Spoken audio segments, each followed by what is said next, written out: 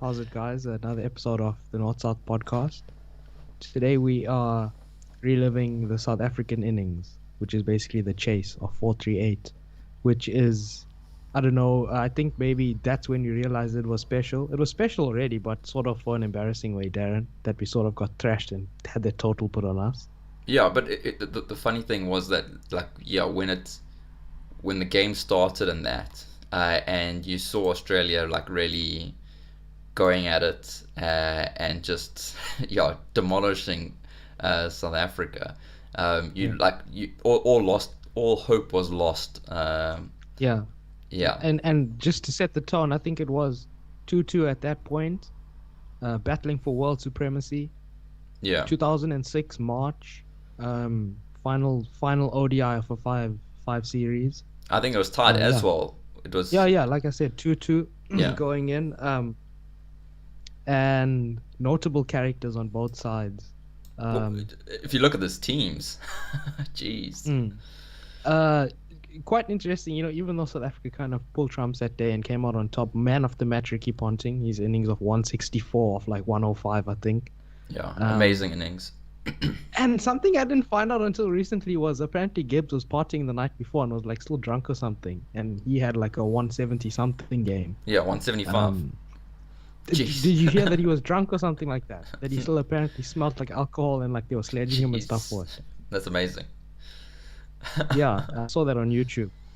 uh, but yeah, it's just yeah. Who else was there? But even if you just look back at that yeah that team, uh, it's filled with legends. So I was thinking of like Nathan Bracken, and then Mm. obviously you had Well, Ponting. wasn't Nathan Bracken caught for cheating? So can you really call him a legend? Oh, I don't know. But when it comes to left arm bowlers, he's probably one of Yeah, the for best. sure, man. For sure. And then yeah, you've got the likes of Ponting obviously, and then there was I think Mark Hussey was in there, Andrew Simons. You've Mm. got Hayden, Simons as well. Adam Gilchrist. I Yeah, think Adam Gilchrist set the tone of that day. If I remember the first innings, he really I think 55 of like 40 or something like that. oh yeah, easily.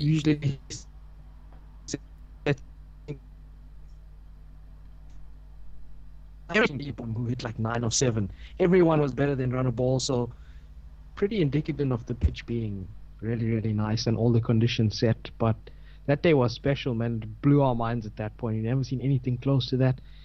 It was the equivalent of like the world record for 100 meters being 10 seconds and someone then running it in 5. It was like, Yeah, and then someone running it in 4 the next day or something crazy. yeah, I don't know. It blew my mind. It still does sometimes.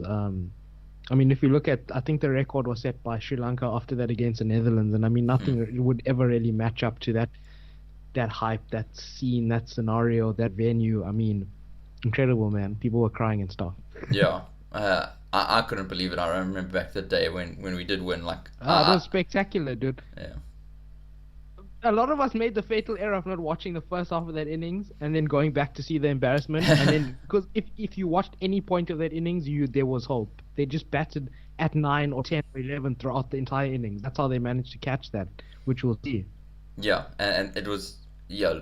Before we jump onto the highlights, if we set the scene like that, so Australia scored what 434. Sorry, and obviously, like you said, notable innings was by Ricky Ponting, but there was small innings from everyone throughout Gilchrist. Yeah, I think. Who else? Andrew Simons or Mark Hussey also hit a quick fire like 50 or something. Oh, Um, yeah. yeah, and it was just yeah, so we're just gonna look at the South African chase now, um, and yeah, I'll change over to it now. So if you on YouTube, you'll be able to see it. If you're listening to the podcast, jump onto YouTube and watch it yourself. So I'll click over to it now. Um, and yeah, so Graham Smith opening and batting. And yeah, I think at that point in time, it was a bit worrying with Graham Smith at the top. He wasn't in the best of form. Um, but yeah, thankfully that day, um, he wasn't the worst one. But to Dippenaar getting out in like the second over for a duck. Gets to watch the most magnificent innings from the back. Yeah. That's funny, man. So yeah, South Africa already. Chops it on as well, which is basically what happened. Yeah, 3-4-1 What happens already. on innings like that? And I remember, yeah, at that point thinking, okay, well that's it. I'm not even gonna worry about watching. It's done. But yeah, thankfully, cometh the moment, cometh the man. Herschel Gibbs walks in, and yeah. Yeah, like I was saying, probably stumbles in with slurred speech, which is quite interesting that we learned that today. But then I was watching this documentary on Supersport about Graham Smith, about them saying how ugly his technique was. That's perfect. That's a perfect example of it there, that drive. Yeah. And then of course a block for 4, which is basically shows how he ran his whole career, was just basically pure timing. Just pure timing, that's all it was. And strength. And then Herschel Gibbs slashing away, yeah. Yeah, and it's just so great to see them when they are in flow and that. Like Graham Smith, I think, yeah, he was criticized a lot for his technique and that, but yeah, I thought he had one of the best techniques. Obviously, Darren, don't say that's a ridiculous thing to say. Darren, did you just see that shot he played with the inside edge for 4? Yes, I'm saying it's unconventional, but he's going from one side of the field to the other. That's the craziest thing I've ever seen in my life. It's unconventional, but yeah, definitely something I think it will suited him, and from a left-hander looked really good. But yeah, and if you just think about, it looked painful to me. If you think about like the amount of runs they had to score throughout the innings, so yeah, chasing over 400, what's that? You have to score at 8 and over from the get-go. Yeah, that's just mad. Yeah, I think they lost that early wicket, so they basically were trying to chase 9 and over. They ran into that early trouble with Dippenaar. So, but you could see after that they pretty much. I was looking on Cricket Info at the match referees sort of notes and stuff like that. That partnership with Smith and Gibbs was super quick. They scored their first 50 runs in like 34 minutes or something like that, which is blistering, man. Jeez, yeah. But yeah, thankfully they got settled things up, and yeah, got us to at least 50 odd for one still, within 8 overs. So we still managed to keep pace with what Australia had done. But Brett Lee as well, bowling there, and he got smashed that day. And what's the other guy's name? Clark, who got hit for 110 in his 10 overs. Yeah, and then there was that guy Lewis who like. Yes, unfortunately sorry, decided Lewis. to, like, yeah, just Lewis. Was it his debut or was it just like one of the first few games he played? But he was just like, his figures were like, his figures were just horrible. I'll tell you what his figures were in a second. They were like, do you know what they were? Yeah, he was the guy that got hit like 110. It was 110 of like 10 overs or something. This guy that's bowling now, he, I think he's just hitting back of the length throughout his bowling spells, and they were just easily just cutting them away, hitting them off the hip, taking him down the ground. Yeah, and I mean, you could see like the expression on the people's faces in the crowd. I mean, they still didn't believe it. I don't know when they actually exactly began to believe it because of how the match eventually ended up going. Imagine the people that left, Darren. Can you imagine just the pain that they felt going home and seeing that, or seeing it on the news or something like that? That must have been painful. And it, like you said, I wonder when, like even for myself, I wonder when I started believing like, okay, we can do this, because I know starting off, I definitely had a lot of doubt. So it was just an amazing game, and like to just watch all these different players and that, and the different pieces, and to think this was Australia's one of Australia's greatest sides. That had some legends. Obviously, Smith's bread and butter was the onside. What do you think about that golf shot sort of shot that he plays? That's basically like a golf shot that he played to bring up his 50. Do you think that's a shot that guys should be practicing, or do you think that's a bit of a thing that international players tend to do? Like I think Kevin Peterson has a bit of a shot like that. He has one where he goes down the track, goes off one leg, and like calls it like a flamingo shot sort of thing. I think that's just the creative side of each player and that, and that. Yeah, Smith used to play that often, and it's not like your conventional cover or the cover drive And kind of then thing.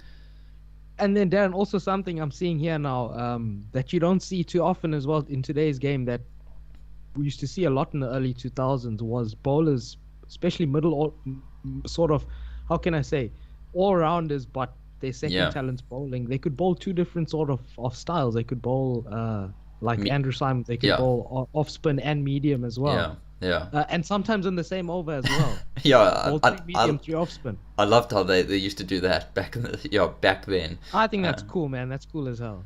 yeah, it brings a bit of variety to the players' repertoire. Do you But see that today? I don't recall no, seeing that from anyone. not today. What do you think made Andrew Simon's ball off spin that day? I don't know. Seeing the Siemens get smashed. Probably they probably wanted to take a pace off the ball, and just strolling in there, a young pup, Michael Clark, had like when he was so youthful, but also getting smashed everywhere. Um, but yeah, I guess at that point you were just trying to take a pace off the ball and really like slow it up, and yeah, just so that because obviously at the bull ring and that pace on the ball, you're going the distance. Um, Yeah. Also at that point, yes, the guys were coming down the track that day, just basically running down and meeting the ball and not even giving it a chance. Once they saw it, they saw it. Also, another thing, like back then, there wasn't a lot of hypermotion video capture, and there wasn't a lot of high quality video capture. I think you could basically, what we watched this on were tube TVs. yeah. Um, as Smith goes out there, prematurely, if you ask me, gave his wicket away. And to appreciate Smith's technique through hypermotion and high definition, because when it hit the ball, it looked like his bat had turned already, and you wondered what's going on here. But when you view it in hypermotion, I remember a lot of his innings in England as well, close to the end of his career, you could really appreciate man's innings because of the way English Test cricket is captured. Um, you could appreciate how he actually always hit the ball right beneath his eyes and always watched it right, and his technique was actually sound. It just looked really, really weird. It looked painful, like I said. Yeah. I don't know. Yeah, Smith got 90 or 55 balls, 163 strike rate there. So, yeah, thankfully, and what a partnership. 187 partnership or so. That's pretty damn amazing. And I forgot one legend that we had actually in South Africa that day as well, which was Jacques Cullis. I'm pretty sure he was playing Of that course, game. yeah. So, yeah.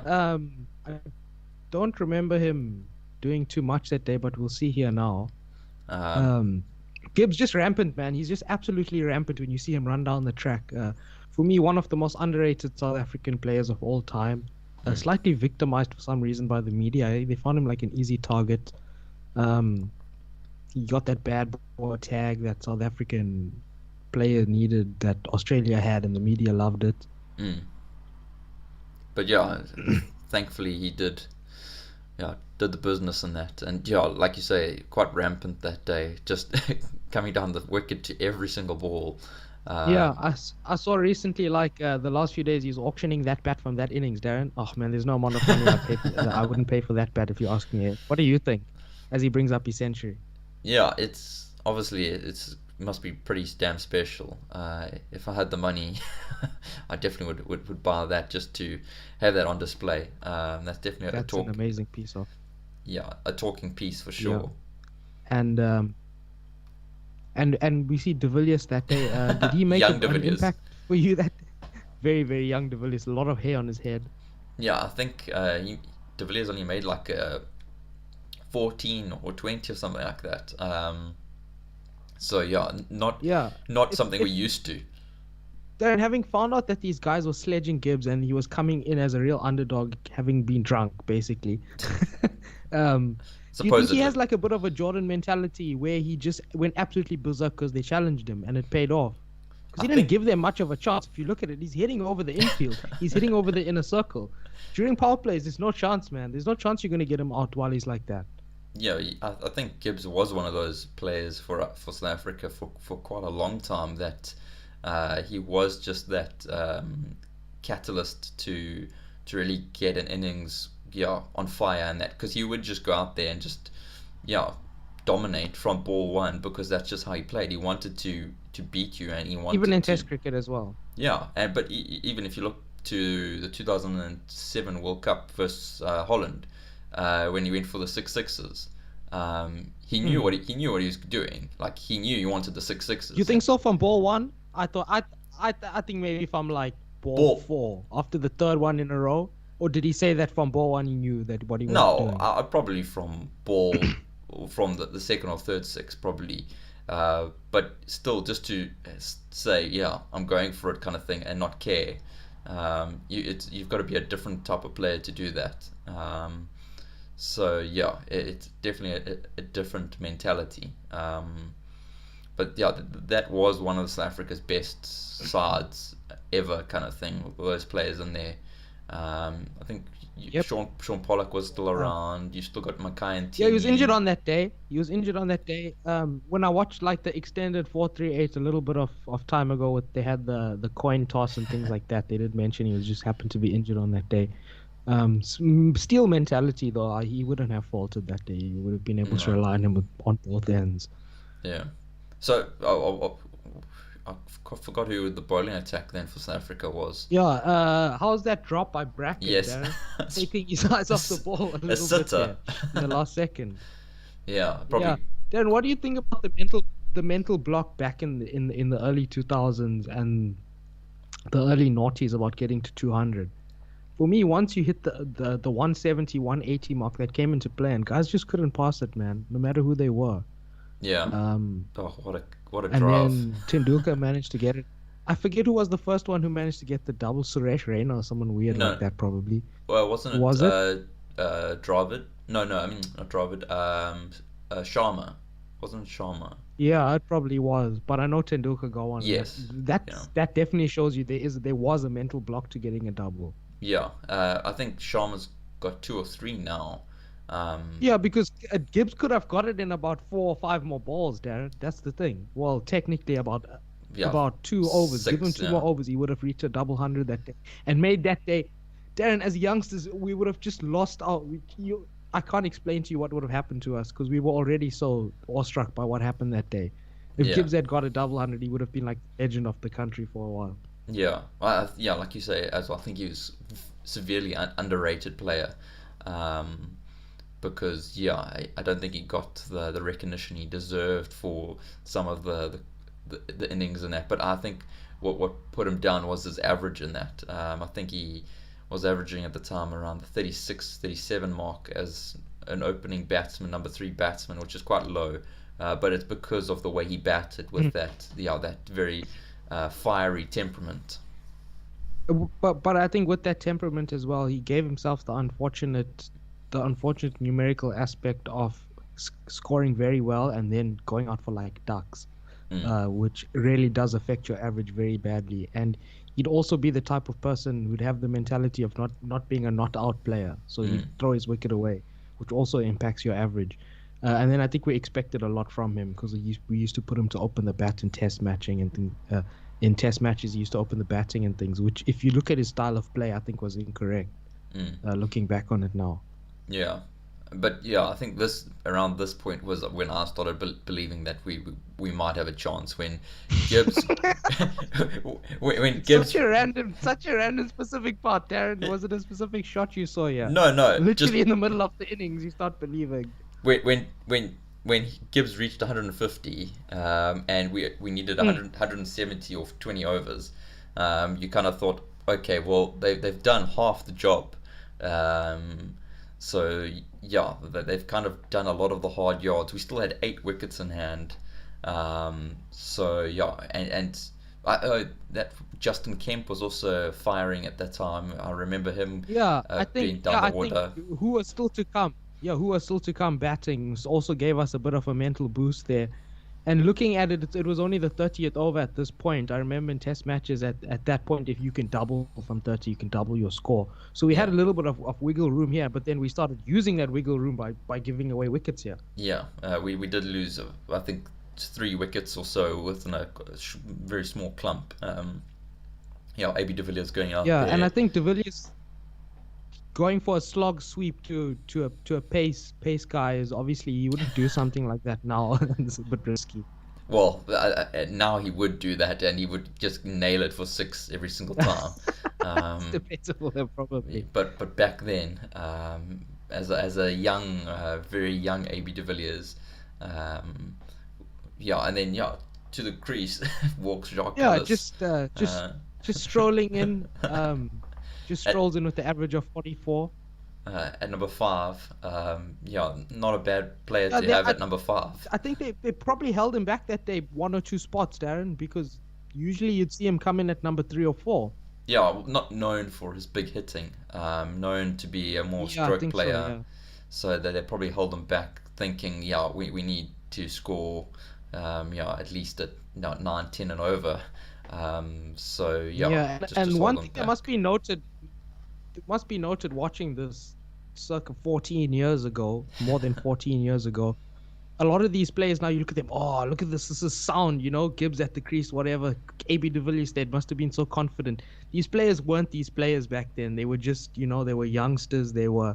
Cullis was one of the best players in the world. He wasn't a legend at that point. Hadn't even scored a double test century at that point. Mm. Um, Smith as well was still really making a name for himself, would go on to play another 5 or 6 years and Mm. it be the best test years for us. But then, yeah, like you said, a clump of wickets and the big one falling as well. Yeah, I think that when that happened, everyone was like heart in throat, and like, Trouble okay, here. yeah, He's putting ourselves in this situation. yeah, and it kind of was that mentality. South Africa always doing the hard work and then putting themselves into shit situations, and then yeah, ending up not, yeah, getting blown away, and not even challenging at the end. Um, so yeah, it at that point it was quite crucial. Um, but yeah, thankfully we still had uh, some players to come in that would get us over the line. I forgot who came in next. I think it was Justin Kemp. Um, and yeah, he was also one of those massive hitters. Yeah, I remember innings by Justin Kemp. Mark Boucher came in before him. Mark Boucher came in, yeah, but it's actually the man you'd want to come in at this point in time. In the entire world, the one guy you'd pick out in a situation like this to come in was Mark Boucher, Yeah, definitely. Like especially at this point in time in his such a career as well. such a good batsman and also underrated batsman. Obviously his wicket keeping and that, yeah, was the main, um, his main, yeah, bread and butter kind of thing. But also, yeah, pretty damn good batsman. Opened the innings a few times Mm. as well. Yeah, then Jacques Callis went out Yeah, for and 6. uh, yeah, I can't remember who said it, but someone said it recently that the greatest athlete they've ever seen in cricket was Andrew Simons. I don't know whether we discussed it or something like that, but I do remember someone saying that, one of the Australian guys saying that. And I think if we watch the catches he takes here, Mm. we'll see why they say that, and also the caliber of wicket as well. If you look at who was at the crease, Cullis Boucher partnership at that point used to close out many ODIs for us. Yeah, and yeah, and Andrew Simons is quite a big structured dude as well. So to move around as agile as he was, yeah, was pretty impressive. But yeah, geez, looking at like Brett Lee strolling in and bowling 140 45 k's an hour, and then just getting cut for like, yeah, 4 or 6 with ease. Um, yeah, a special day to see something like that happen. Um, we weren't. It wasn't often that you saw someone smack around Brett Lee as easy as that. Yeah, And and I think Justin Kemp just throwing his wicket away there slightly. Um, but a bit renowned for doing that at that point in time in his career as well. I think it was a bit of a problem with him, not knowing when to unleash that big beast hitting. Yeah, I remember the beast, that Kookaburra one. I think that's Yeah. Justin Kemp or I thought him or AB de Villiers inspired me to get Get that bat. Darren, yeah, and also I modeled my cut shot after Justin Kemp as well, and he actually went after that cut shot right there. So I don't know why I did that, but also I just need to get this off my chest. Johan van der Vat, man, dude, he looks like he doesn't sleep, or there's something, it's just not right. They bullied him or they roughed him up or something like that, man. What's going on with that dude, Darren? I don't know. An But excellent cricket player though, like yeah, 1 point top 20 rated all rounder in the world. uh, yeah, he had a very short stint in the Proteas and that, but yeah, very useful and good stint. Played for a very long time domestic cricket in that in the Free State. Um, so yeah, he came in and yeah, really handy little batsman as well that we really needed. I think he scored a Yeah, 30 but odd. When I look at him, like even at that age, I couldn't realize it. But I just look at what's the absolute state of this man. Like if you look at him, like his clothes are too big, he's so scrawny, and he's got these horrible like facial features. Look like he's been attacked or something. It looks like honestly, it looks like it's post nasal surgery. Jeez. It looks like the blood's run underneath the little ducts there. He You looks really, really in a terrible state, man. He did for years as well. No, but it's just something that always used to get to me as a child, and I didn't know why. Couldn't put my finger on it until now. jeez, you're really attacking him now, eh? No, I just thought, I'm not attacking him, and Darren. Yeah. You're not. Yeah, stand up for him, then. Say what I'm saying is incorrect. I mean, look at his collar and stuff like that. It's like all squiff and stuff. But anyway, But yeah, kid. so yeah, that's South Africa. The point where yeah, just under, well, 385. So just par, or getting to that 400 mark, and then yeah, Look, Darren. For me, mentally, seeing 400, seeing the four there meant that something was special was going on already, whether we won or lost. I mean, you never ever saw people score 400, man. I've never seen that before until today, in terms of during that day. And then Ponting again in his usual position, lurking around their cover drive for any sort of cover drive, for any sort of off drive, to try and poach like that. He was renowned for it. yeah, and yeah, we're very crucial time, because that now they were into the tail, 7 down, yeah, not much batting to come, and yeah, it showed, because Roger Telemarcus, hey, what an innings. Oh no, Marcus, man. I think he's That's a coach. blast on the past. I think he's one of the coaches now at the Dolphins. So yeah, Yeah. still in the cricketing scene.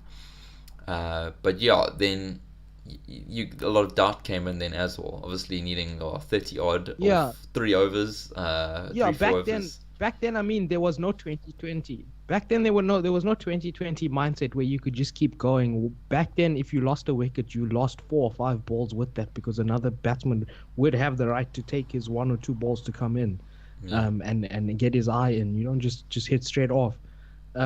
So yeah, looking at 29 from 17, 30 from 18, still very doubtful, Darren. Back then, some big hitting was needed. Yeah, and yeah, so a lot of pressure obviously went on to Mark Boucher at that point. Obviously being the set batsman, the only recognised batsman left, and as you can see, every shot was cheered for. Every time they got a run or a boundary, everyone's just off their Yeah, I mean seats. the whole sort of change room and everything losing their mind for every single boundary. Yeah, I think we were already at this point the second highest score in history, or the third highest score in history. and to think, like, if you look at it there, 17 of 13 balls, you would have thought in today's world that's in the bag. Like you can't throw that And away. that's super in the back. Today, that's super in the back. But even back then, even run a ball at this deep down into the tail, you'd see problems in the late 2000s, man. You really Yeah. would, dude. It wasn't as clean cut as it is today.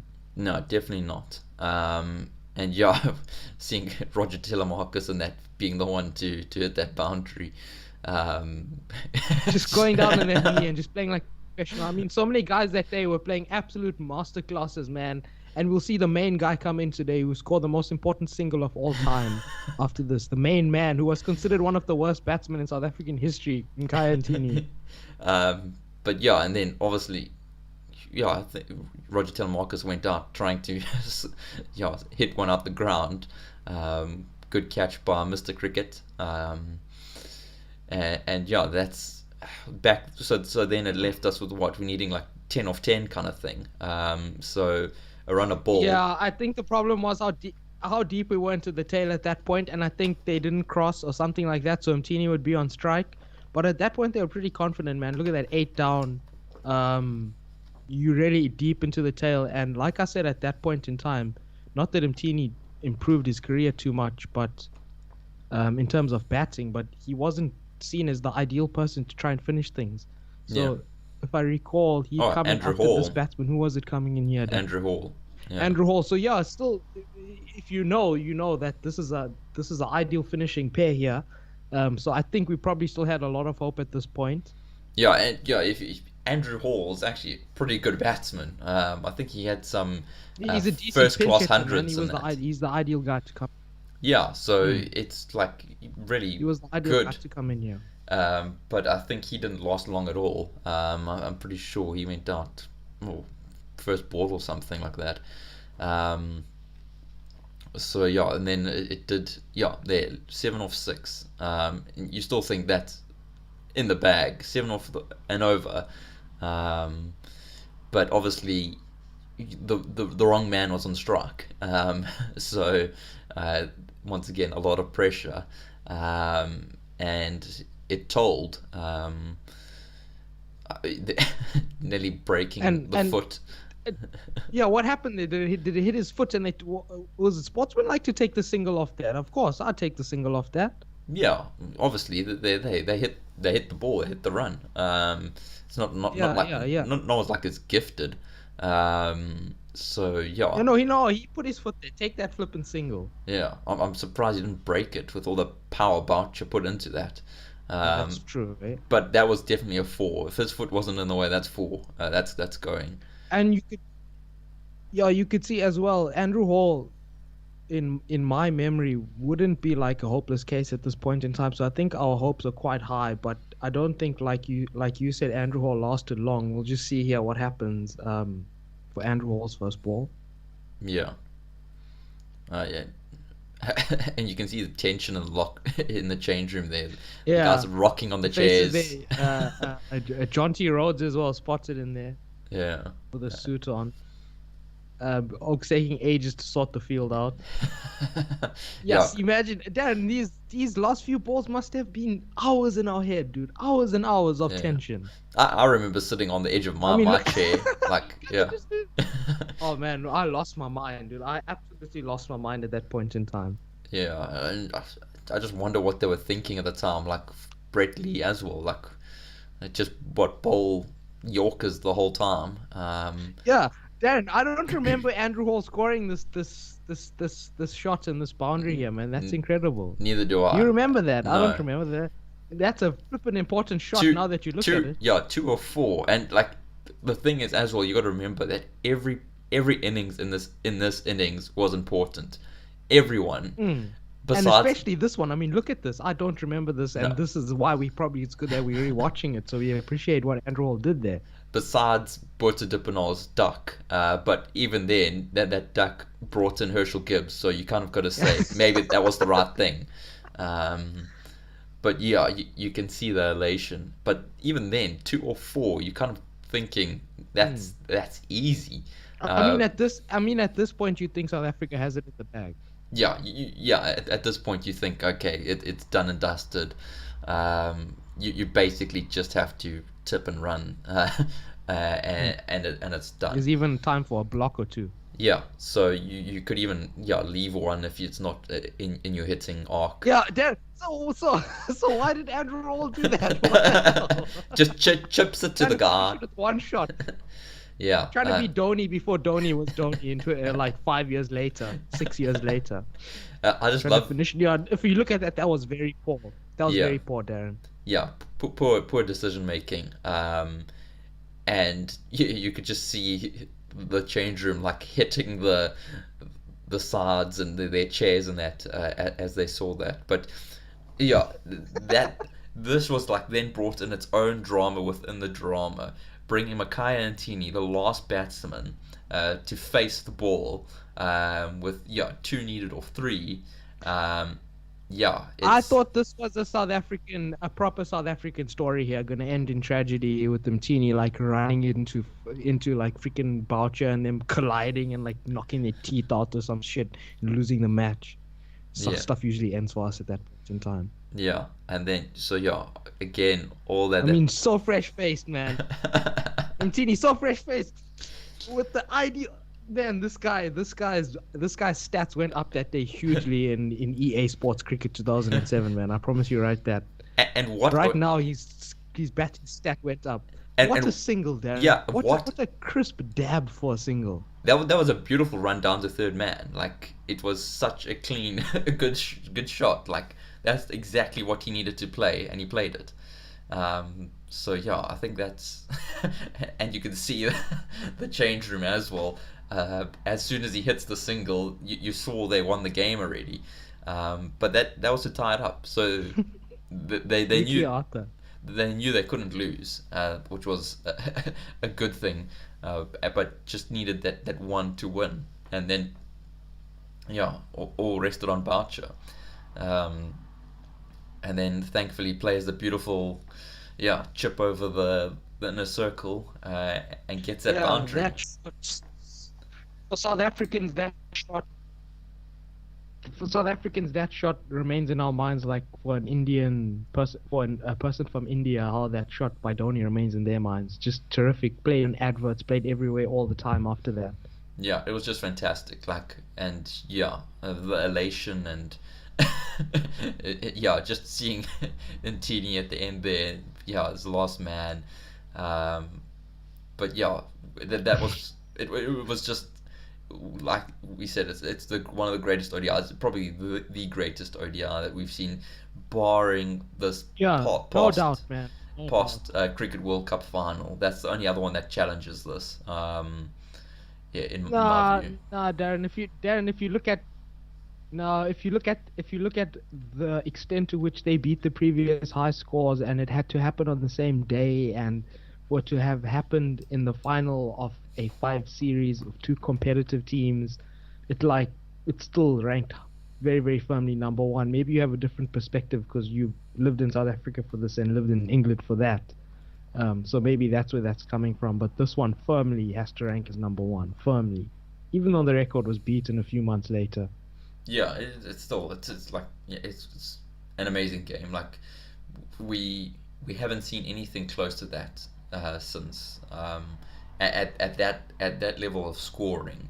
To score nearly 900 runs in an ODI game, that's just Man. that's and it's not just the runs, it's the players. To see those players doing it at that period on that period, because it was so unique and so no other teams are doing that. To think that it was South Africa versus Australia, the two best cricketing nations at the time, basically. England and India also had very strong sides at the time.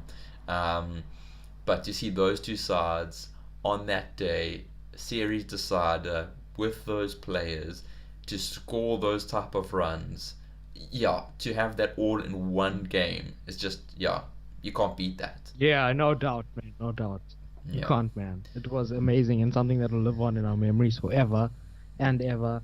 And do you think there's a widescreen version of that match available somewhere? That would be Probably. lovely to see. Probably. I'm sure there is some HD version. Obviously, that was just Hmm. one that was freely available on YouTube. So yeah, or barring that we don't get to a copyright strike for that. Yeah, this is this is also a bit of a test as well. And if it goes through smoothly, then we can sort of push our luck in other sports and other sort of events. But it will be stuff that's slightly aged because that's stuff that's not to get pulled off, right? Less likely Yeah, to at least. I know there is a cricketing channel that I follow that a guy that just uploads old cricketing highlights all from the 80s, 90s, 2000s, and that, and none of his stuff gets pulled. He actually Yeah, I was mean, quite I mean, surprised. it would be ideal to do like it would be ideal to do like just a random, just sort of pick out a match from 2006, 2007, a test match with a few days highlights Mm, to sort of go over guys that belong to iconic teams. mm. I think that would be the main purpose. And then also there's a lot of aged NBA stuff as well we could do, Oh, which would be nice. So yeah, hopefully this doesn't get pulled. yeah, and yeah, we'll try to do some more sports going forward. It's quite fun to do and watch and to look back on. Um, yeah, I wouldn't mind looking back at some rugby games either. So yeah, Of course, yeah. but yeah, I think that's all for today. Yeah. And yeah, hopefully we'll have another podcast this coming weekend. So yeah, thanks for listening, everyone, Cheers and guys. watching. And we'll catch you soon.